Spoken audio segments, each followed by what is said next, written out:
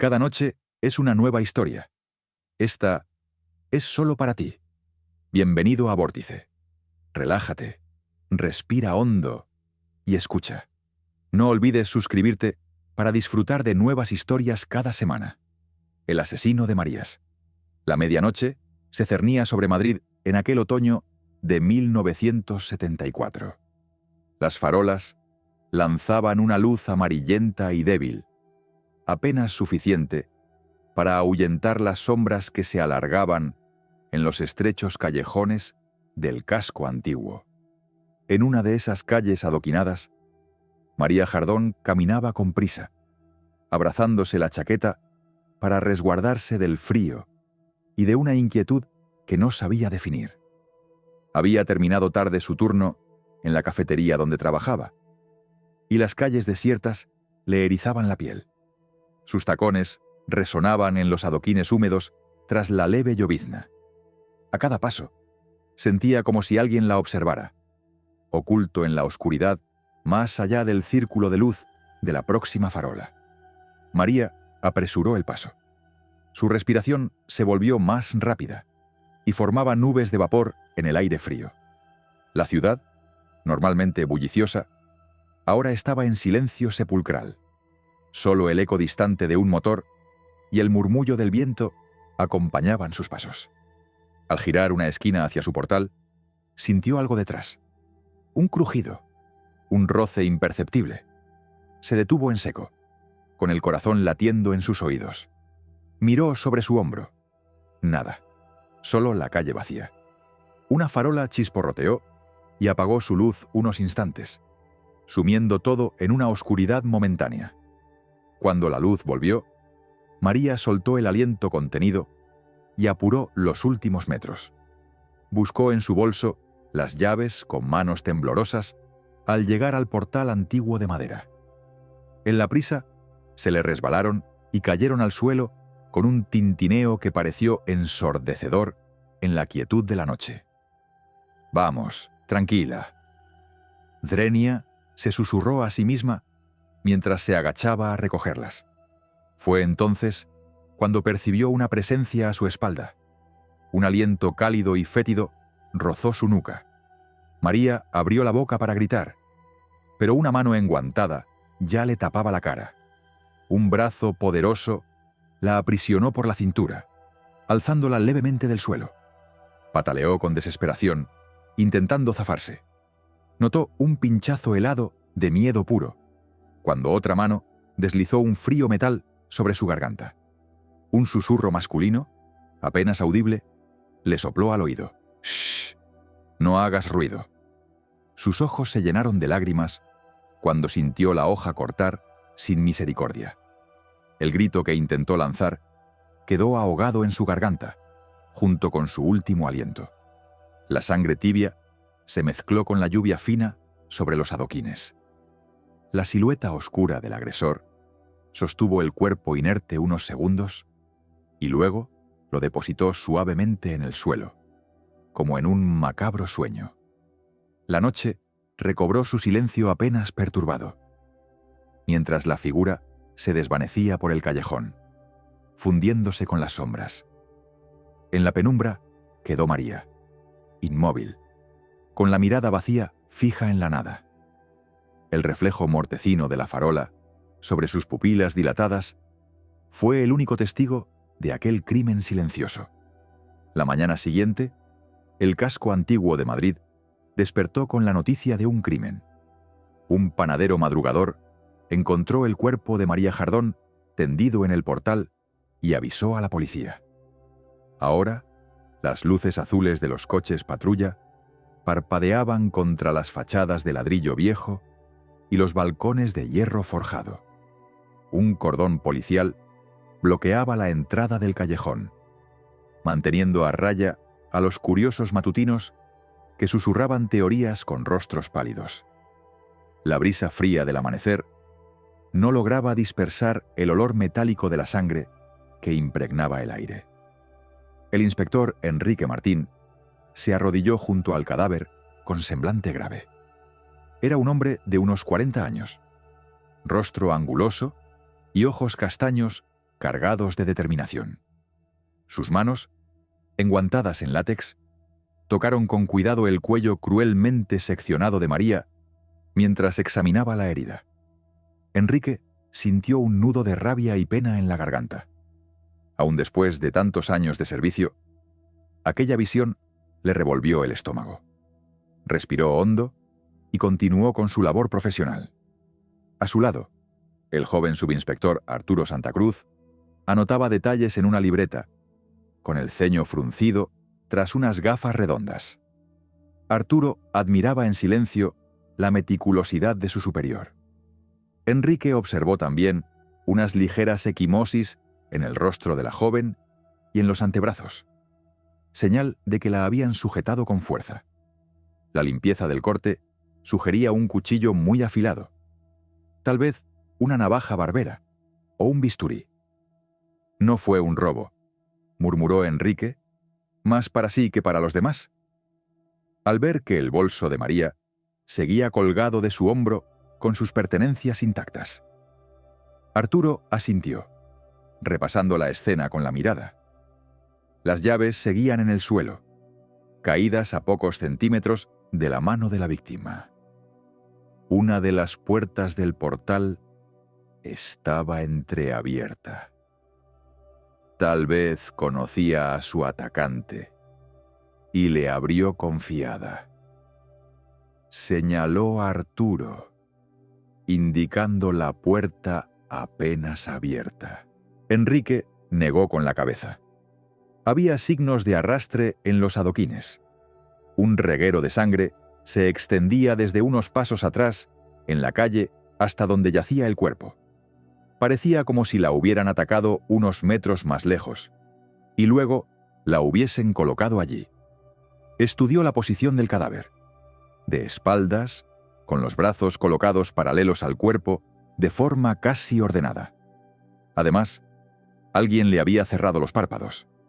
Arturo intercambió una mirada con Enrique al percatarse de ese detalle. No era habitual que un asesino se tomase la molestia de acomodar a la víctima con cuidado.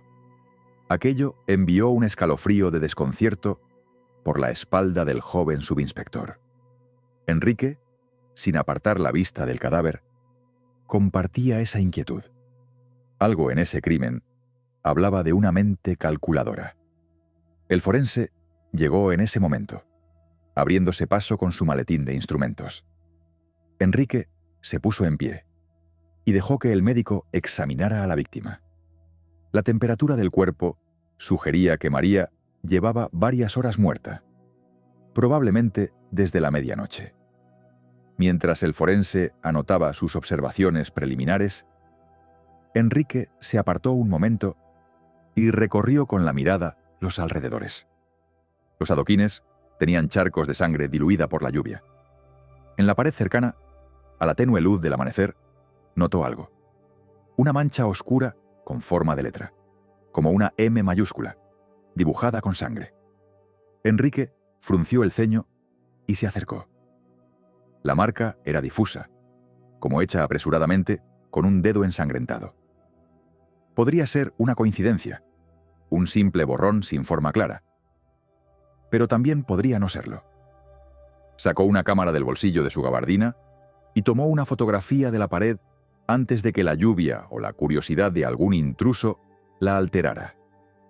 En ese instante, llegó al lugar el comisario Rodrigo Escolar. Apodado por sus colegas el Gnomo, por su baja estatura y su costumbre de aparecer sin avisar.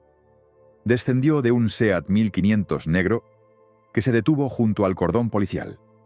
Era un hombre robusto, de bigote canoso y ceño permanente. «Inspector Martín, ¿qué tenemos?», preguntó con voz ronca mientras se abrochaba la gabardina.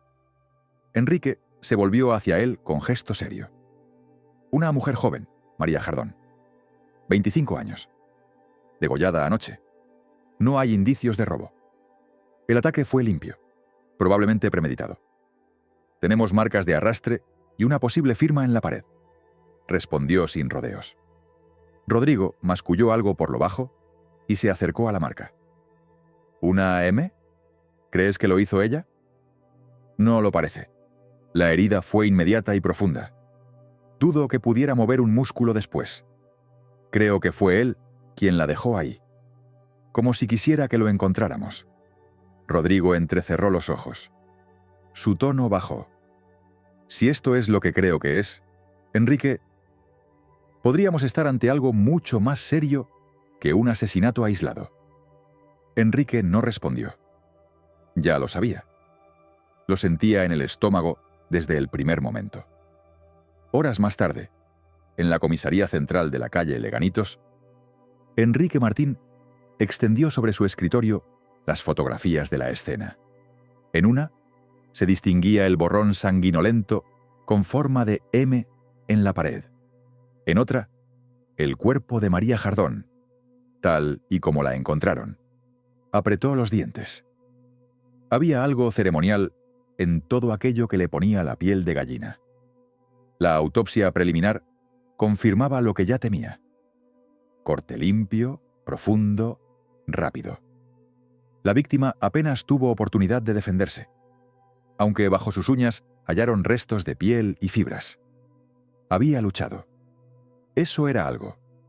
Tal vez, si el laboratorio se daba prisa, podrían cruzar esa muestra con alguna ficha criminal. Arturo Santa Cruz entró en el despacho con una carpeta en la mano. «Inspector, esto le va a interesar. Hace poco más de un año. Caso cerrado sin resolver. Mujer degollada en Chamberí. Se llamaba...». Abrió la carpeta. María también. María Ballesteros. Enrique alzó una ceja. ¿Detalles? Parecido al actual. Degollada, sin signos de abuso, sin robo, con el cuerpo colocado cuidadosamente. No hubo testigos. En su momento, se archivó como crimen pasional sin resolver. Pero nunca encontraron al supuesto amante. Enrique se inclinó hacia adelante, alerta. ¿Algún rastro en la escena? No, pero... Arturo vaciló. El informe policial de entonces menciona algo que en su momento no consideraron importante. Una especie de símbolo pintado en una papelera, como una letra, aunque no lo aclaran. ¿Quiere que pida las fotos? Enrique asintió. Su pulso se había acelerado. 2 mujeres asesinadas con el mismo nombre, el mismo método, una marca extraña en la escena. No era coincidencia. No podía serlo. Y hay más, añadió Arturo, bajando la voz. He revisado notas de prensa antiguas. En 1972, una mujer fue encontrada muerta en la estación de Delicias. También se llamaba María. También degollada. El crimen fue atribuido a un indigente y el caso se cerró en semanas.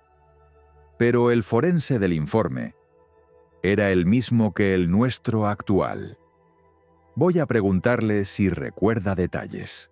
Enrique se recostó en su silla de madera. Un escalofrío le recorrió la columna. 3 Marías. 3 muertes. Un patrón que nadie había visto hasta ahora. Antes de que pudiera decir algo más, la puerta del despacho se abrió de golpe. Mencía Osorio, periodista de El Diario, entró con paso decidido y una libreta en la mano. «Inspector Martín», saludó sin esperar permiso. «He oído rumores de un asesino en serie». «¿Es cierto?». Arturo se giró con incomodidad. Pero Enrique no se inmutó. «¿Quién se lo ha dicho?». «Fuentes. Mire, no estoy aquí para entorpecer. Sé cómo trabajar con discreción. Pero los vecinos están asustados. Y si hay un patrón, la gente tiene derecho a saberlo». Enrique la observó unos segundos. No le gustaba tener a la prensa tan cerca del caso. Pero había algo en la determinación de Osorio que le inspiraba respeto. Aunque no lo admitiría, la consideraba inteligente y valiente. Y en el fondo, quizás necesitaban ojos externos. «No puedo confirmar ni negar nada todavía», respondió. «Pero si se repite un patrón, lo haremos público». Mencía anotó algo rápidamente. «¿Y si le dijera que yo también encontré algo?». He cruzado los nombres de mujeres asesinadas en los últimos 5 años. Hay al menos 4 Marías, todas muertas en circunstancias similares. Nunca me pareció una coincidencia. Arturo la miró sorprendido. Enrique frunció el ceño. ¿Por qué no vino antes? Porque nadie me escuchaba. Hasta ahora. Enrique exhaló despacio. El caso acababa de dar un giro inesperado. Por primera vez, se sentía como si persiguieran algo más que a un asesino común. Había un patrón, una obsesión, un ritual y una lista de nombres demasiado familiar. Gracias, Osorio. Esté atenta a su buzón. Si vuelve a recibir alguna carta, tráigala directamente a mí. Mencía asintió. Y en sus ojos, Enrique leyó una certeza silenciosa. El asesino no había terminado. Solo estaba empezando. En una habitación en penumbra, una mano enguantada movía con precisión unas tijeras pequeñas, recortando titulares de periódico con nombres y fechas. Sobre una mesa vieja, desordenada y cubierta de manchas secas, había una pila de recortes. Todos hablaban de asesinatos. Todos tenían un nombre repetido. María. El hombre que recortaba, alto, de rostro delgado y mandíbula rígida, susurraba algo mientras trabajaba. Hablaba solo. Con cada trozo de papel que pegaba en su mural improvisado, murmuraba como si entonara una plegaria. María 1, María 2, María 3. Al fondo, una grabadora antigua reproducía jazz distorsionado. El zumbido eléctrico y el crujir de la cinta creaban una atmósfera tan tensa que parecía que el aire se podía cortar. Aquel hombre se llamaba Meque. Nadie sabía de dónde venía. Nadie sabía realmente quién era. Solo que firmaba con sangre. Solo que cada vez que actuaba, dejaba una M. Esa noche, Meque no dormía. Observaba la pared cubierta de nombres. Su próxima víctima ya estaba elegida. Había visto a María Ávila salir de su trabajo días atrás. Sabía a qué hora cogía el metro. Sabía en qué portal vivía. Y había visto cómo le temblaban las manos al encender un cigarrillo. Las Marías siempre temblaban. Por dentro, decía él. Cerró la carpeta con los recortes. Apagó la grabadora y salió de la habitación con el mismo silencio con el que había entrado. El asesino de la M volvía a caminar por las calles de Madrid. Esa misma madrugada, en Chamberí, una vecina que sacaba la basura fue quien la encontró. María Ávila, degollada, sentada contra una pared como si estuviera dormida. La sangre todavía fluía entre las juntas del adoquinado, y junto a su cabeza, la misma firma, la M en sangre. El despacho del inspector Enrique Martín olía a café recalentado y papeles viejos. La M, pintada con sangre en la escena de María Ávila, no dejaba de rondarle la mente. Su silueta, su trazo, parecía más pulido, más deliberado, distinto a la anterior. Arturo Santa Cruz entró sin tocar, con una carpeta bajo el brazo. Inspector, he seguido la pista del forense que firmó los informes de las 3 Marías anteriores. Ha muerto. Infarto en 1973. Pero su ayudante aún vive. Se llama Ramón Ledesma. Vive en Tetuán. Exmédico militar. ¿Y? Dice que en uno de esos casos encontró una incisión quirúrgica. Una que no se correspondía con el asesinato. Enrique levantó la vista lentamente. ¿Qué tipo de incisión? Post-mortem. Precisa. Como si alguien hubiera practicado. La palabra quedó suspendida en el aire. Practicado. ¿Dónde está Ledesma ahora? Esperando en recepción. Pocos minutos después, un hombre mayor de rostro curtido y abrigo raído se sentó frente a Enrique. Miró sus propias manos, como quien aún no se acostumbra a vivir fuera de los quirófanos. No olvido esa autopsia, inspector. Aquella chica... La degollaron, sí. Pero cuando la abrí, encontré una incisión a lo largo del abdomen. limpia, precisa, como la haría un estudiante de medicina. No era parte del ataque. ¿Y lo notificó? Claro que sí. Pero el comisario de entonces miró de reojo, me dijo que no pusiera eso en el informe, que no complicáramos las cosas. Enrique se recostó en la silla. Había algo más. No era solo un asesino con sed de sangre. Era alguien metódico, obsesionado con la anatomía, con el acto. Meque no solo mataba, estudiaba, como un cirujano sin título. Horas después, llegó un aviso de una mujer desaparecida en Lavapiés. Se llamaba María Cordero. La policía se movilizó. Encontraron su bolso, su bufanda, una gota de sangre y una carta. Ella no era María. Me mentisteis. Vosotros forzáis mi mano. Era un error. El nombre completo de la mujer era Mari Carmen. No era una María pura. Y Meque lo sabía. No la mató. Pero quiso que supieran que estuvo a punto. La ciudad entera contuvo el aliento. La prensa no publicó ese detalle, pero Mencía Osorio lo supo. Y entendió algo antes que nadie. Meque no elegía al azar. Su patrón no era simbólico. Era personal. Perversamente exacto. Enrique, en cambio, comprendió otra cosa. Aquel error era la grieta por donde podían colarse. La noticia del segundo asesinato cayó como una bomba. En la redacción de El Diario, Mencía Osorio recibió una carta sin remitente, con su nombre completo escrito a mano en tinta negra. La abrió con los dedos temblorosos. Dentro, una hoja cuidadosamente doblada. Letras recortadas de revistas, pegadas con precisión enfermiza. Policía inútil. Yo elijo. Yo firmo. Yo dicto el final. Me llamo Meque. La próxima María ya me conoce. Nadie escapará de mí. Mencía palideció. La llevó directamente al despacho del inspector Enrique Martín sin pasar por la comisaría. La carta olía a pegamento, pero también a algo más. A advertencia. Enrique la leyó sin hablar. Luego se levantó de su silla, apoyó las manos en el escritorio y dijo: «Ahora nos habla. Quiere jugar. Nos está retando». Arturo Santa Cruz, que revisaba expedientes en la mesa contigua, se giró alarmado. ¿Está diciendo que va a seguir? ¿Que esto no ha terminado? Enrique asintió. Luego, levantó la carta con 2 dedos, como si ardiera. Esto es un manifiesto. Ya no es un asesino. Quiere convertirse en una figura.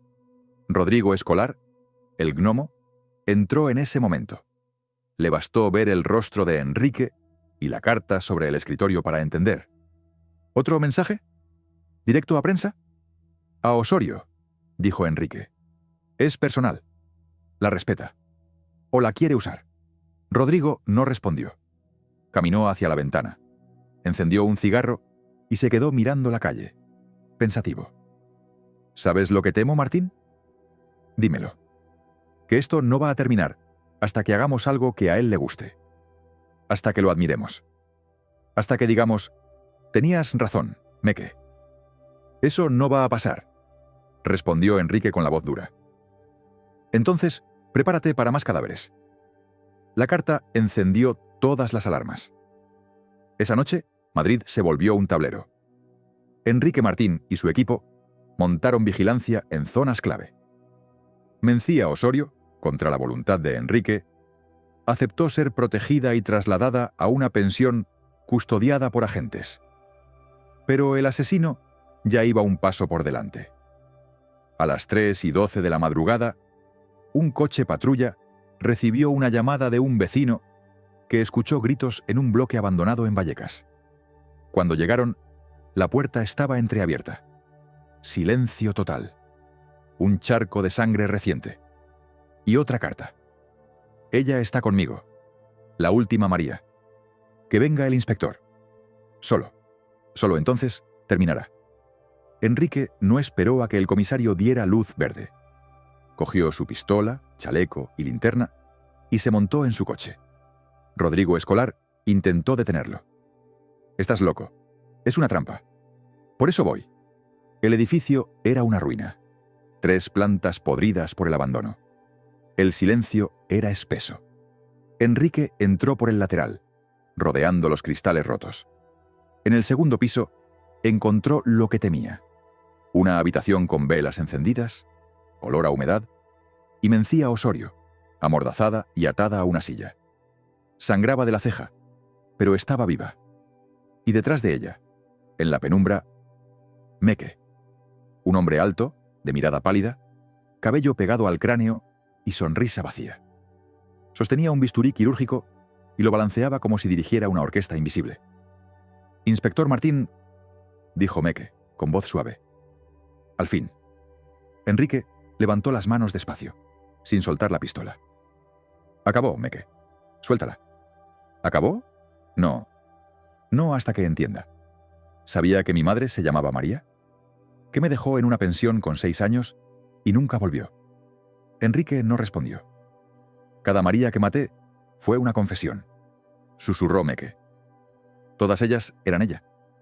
En ese instante, Mencía se movió bruscamente. El bisturí rozó su cuello. Enrique aprovechó la distracción. Disparó. No al cuerpo, sino a la pared, para crear un estruendo. Meque retrocedió, desequilibrado. Enrique se abalanzó sobre él. Lucharon cuerpo a cuerpo. Meque intentó clavarle el bisturí en el cuello, pero Enrique lo desvió con el antebrazo. Cayeron al suelo. Sonaron pasos apresurados. Arturo y 2 agentes irrumpieron armados.